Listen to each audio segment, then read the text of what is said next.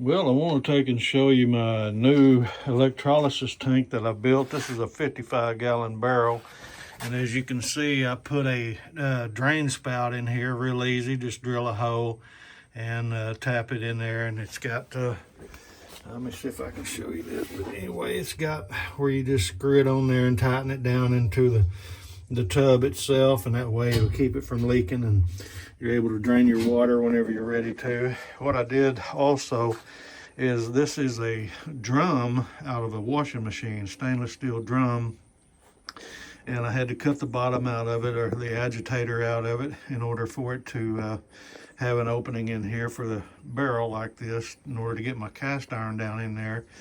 And so basically all I'm going to need to do now is just start to fill this up and add my washing soda to it and get ready to start cleaning up some cast iron. But anyway, I just wanted to show you my new setup, and been using an older type, just a tote with stainless steel pieces.